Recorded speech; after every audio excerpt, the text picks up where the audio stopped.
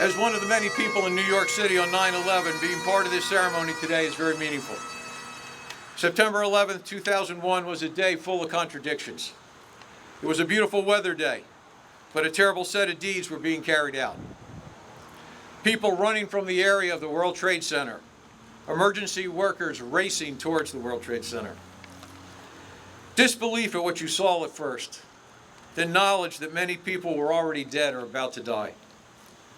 Office buildings being totally evacuated, the crowds growing larger and larger on the streets around the World Trade Center. Standing, watching the events unfolding in front of you. Then panic setting in as the first tower fell and that immense cloud of dust and debris rushed at everyone for blocks and blocks. Somewhere, some people were happy with the aftermath. On the streets, strangers were helping other strangers. It is a day you cannot forget and should not forget. This monument will allow people to be able to come to remember their loved ones that they may have lost that day, to remember people that they may have possibly lost that day, and to remember what really happened on 9/11/2001. And to me, if we don't remember our history, then history will one day repeat itself. So in order to stop this from ever happening again, we must remember.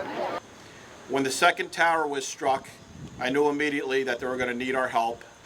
As we pulled up to the area close to Ground Zero, we saw regular people, businessmen and women in skirts, shopkeepers, civilians, clearing off as many of the fire trucks, police cars, and ambulances that are covered with debris. We didn't see any emergency responders as we would see them on top of the pile. We worked our way down to the pile and we were met by a sea of humanity. There were just thousands of people doing what they could do to help that day. Of course, the first responders, but significantly anybody, any civilian that could just lend a hand. New Jersey Task Force 1 spent 14 days working at Ground Zero in 2 shifts, day and nights. On that day 20 years ago, members of the Princeton First Aid Squad responded to Ground Zero and also to North Jersey to serve wherever they were needed. Your volunteer and career members of your police, fire, and EMS are prepared day and night at a moment's notice, at a second's notice, to serve anyone in their greater community from Princeton and beyond. I want to take a moment to thank all the families of the first responders who enable us to be able to assist everyone out there. This is a plaque that is shaped in the compass, orientated north, with the arrows that are pointing to the Shanksville, the miles away, the Pentagon, and the Trade Center. So when one comes here to the memorial, when they face the memorial and read the writing, they can look over here and orientate them where they are in relation to where the events occurred, and it kind of immerse the viewer in the whole layout here with the steel, the plaque, and the compass. This has been a defining moment in our history, so it's important that we remember what happened, but that we honor the people that died, right? I mean, people that needlessly died, and that we honor all the first responders that came to help, but we also remember all the military and other people, military that have died since that day, first responders and other people that just lived or worked in the area of the World Trade Center from all the different diseases that they've contracted and are either have died already or have continuing health problems. All these people need to be remembered. I'm holding a picture of my grandfather, my father, and my uncle. My father, David P. Sabo Jr., was a first responder on 9/11.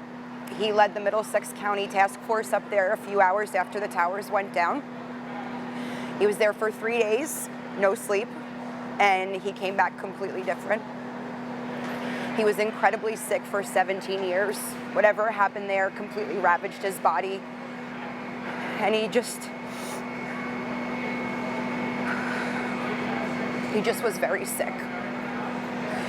We lost him 2.5 years ago due to 9/11 related illnesses. And it was really important that I be here today in Princeton, his favorite place in the entire world, to celebrate him in his most special place and just let him know that I'm here with him and that we're exactly where he would want to be.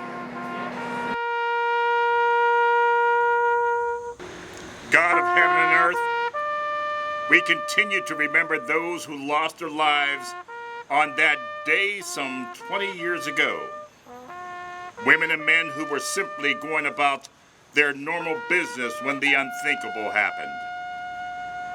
Our hearts continue to be broken as we think about families shattered and indelible images of falling towers. Strengthen us so that we can be amongst those who continue to rise from the ashes of tyranny, the ashes of terrorism, the ashes of hate, to embrace the hope and the light of what can be as we serve you. Hear our prayer. Amen.